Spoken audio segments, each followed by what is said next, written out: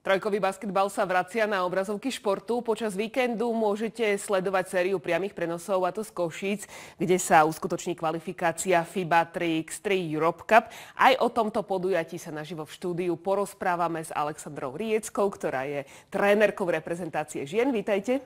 Dobrý deň. A s manažérom SBA pre trojkový basketbal Marekom Adamčíkom. Vítajte. Tak v Košiciach budú v akcii naše reprezentácie, ako mužská, tak aj ženská. Pre tých, ktorí nemajú až taký prehľad v tom trojkovom basketbale, v prípade reprezentácií sme zvyknutí na kvalifikáciu majstrovstiev Európy alebo majstrovstiev sveta. Toto má oficiálny názov kvalifikácia FIBA 3x3 Europe Cup. Tak o čo ide? Takže ide o klasickú kontinentálnu kvalifikáciu na teda kontinentálny šampionát, takisto ako je to v iných športoch, ale sa to troška volá, čiže Košice. Košice vlastne usporadujú jednu z troch európskych kvalifikačných skupín, čo nás veľmi teší, samozrejme, že sme v tomto projekte takto zaangažovaní. Minulý rok to mohli fanúšikovia zažiť v Bratislave, tentoraz sa to sťahuje na východ.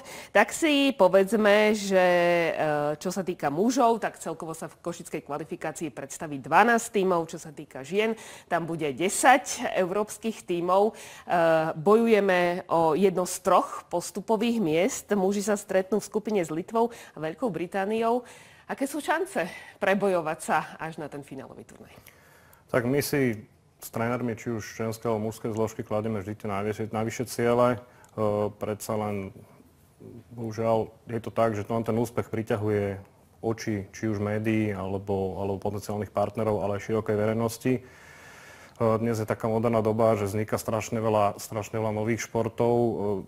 Čo ja stále tvrdím, že ten trojkový basket nie je nový šport, keďže pochádza vlastne, je to ako keby taký menší brat alebo sestra toho klasického päťkového basketbalu, kde oni rástli spoločne. Svedčí o tom vlastne tá účasť tých všetkých federácií, ktoré sa zapájajú do toho trojkového basketu. Je to takmer 1:1 ako k päťkovému, čiže snažíme sa aj my v rámci SBA aj organizáciou takýchto podujatí aj prinesiem nejakého úspešného výsledku vlastne propagovať tento trojkový basketbal.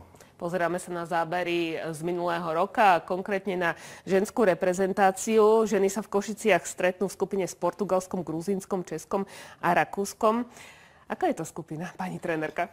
Povedal by som, že vražedná, ale keď nám vyjdú dni a budeme vlastne hrať vlastne v najlepšej kondícii a ukážeme najlepšie zručnosti, tak myslím si, že z toho druhého miesta by sme mohli hrať vlastne o postup oproti týmu z druhého miesta druhej skupiny. Koho uvidíme v reprezentácii? Aké hráčky? A ako vôbec? Z minulého roka vlastne zostávajú 3 dievčatá. Žilinská, Kasperánová a má nové meno Lutmerlingová sa vydala. Je to slečna pani Pondelová a novou tvárou je Terezia Sedlaková. A môžeme prezradiť divákom, ako vôbec vyzerá zostavovanie takého reprezentačného tímu, pretože v prípade päťkového basketbalu to všetci dobre poznáme, je nejaká širšia nominácia, z nej si tréner vyberá do tej finálnej nominácie. Ako je to v trojkovom basketbale? Takisto bola tam širšia nominácia nejaká, absolvovali sme pár turnajov, tréningových pár jednotiek, sústredení a vybrali sa vlastne 4 dievčatá, ktoré pôjdu zabojovať do Košíc a postup. A mená sme ich počuli. Čo sa týka mužov? Mužskú zložku má na starosti Ondrej Haviar, úspešný asistent v Piešťanských Čajkách, ale už dlhodobo pracuje vlastne s reprezentáciami do 21 rokov, 23 rokov a takisto seniorskou reprezentáciou. Tým, že v podstate ten päťkový mužský basketbal v auguste čaká, naozaj sa tam bude lámať to, či budeme opäť hrať proti významným európskym družstvám, čaká nás predkvalifikácia, tak aj po konzultácii vlastne s manažerom mužskej reprezentácie, s prezidentom, s generálnym sekretárom, tak ten fokus na tých chlapov tento rok z pochopiteľných dôvodov, keďže tá naša základna nie je taká obrovská, je taký, že dali sme šancu mladším hráčom, už aj hráčom, ktorí to hrali, hráčom z extraligy. Čiže sú to mená ako Samuel Kincel, ktorý vlastne vybojoval v rámci 23-rokového replika postup na majstrovstvá sveta.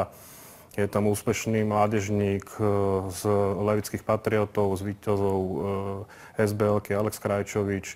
Čiže dali sme šancu, tréneri dali šancu mladým puškám, tak uvidíme skupinu majú naozaj veľmi ťažkú, ale trojkový basket je čarovný v tom, že vždy vidíme na meste, kto je v akej forme, kto sa ako vyspí, komu viac či menej svieti slnko do očí a podobne.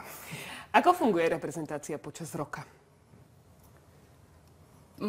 Tým, že sú tam vlastne hráčky z peskového basketbalu, ktoré majú svoje súťaže, tak počas roka nemáme moc tých zrazov, ale keď skončí vlastne tá peťkový basketbal, tak dievčatá nastupujú vlastne do trojkového basketbalu. Čo musí mať dobrá hráčka trojkového basketbalu? Tak predovšetkým rozum.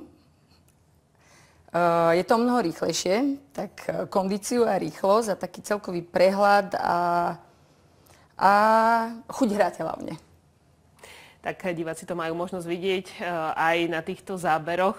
Je už trojkový basketbal takým plnohodnotným športom na Slovensku, Marek? Pretože je to už plnohodnotným olympijským športom po Tokiu. Aj obrovská divácka kulisa bola na finále trojkového basketbalu v Paríži, takže zrejme aj z toho olympijského pohľadu s tým trojkovým basketbalom musíme počítať. Áno, určite. Ako som povedal, my sa snažíme v rámci Slovenskej basketbalovej asociácie tento šport popularizovať. Snažíme sa vytvárať tým hráčom a hráčkam také podmienky, aby mali nejakú motiváciu po náročnej peťkovej sezóne, keďže u nás je nereálne zatiaľ spraviť profesionálny mužský alebo v podstate ženský tím.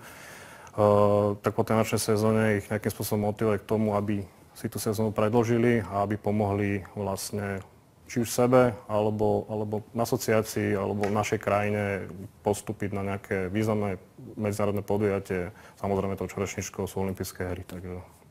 Alexandra, slovenský trojkový basketbal na olympijských hrách. Ako to znie? Ako niečo nereálne, alebo niečo, čo môže byť bližšie, ako si myslíme?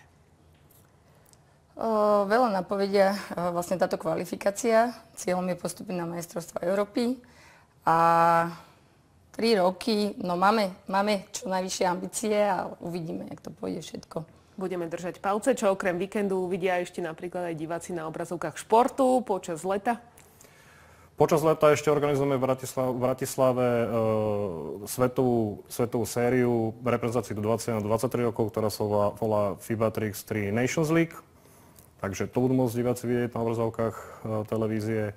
Takisto v podstate v rámci, keď sa rozdielme ten trojkový basket na reprezentačnú časť a takú tú klubovú, tak Slovenská basketbalová asociácia organizuje už niekoľko rokov celoslovenskú túr, ktorá bude mať vyvrcholenie taktiež v Bratislave, v jednom veľmi známom nákupnom centre, ktoré nebudem menovať.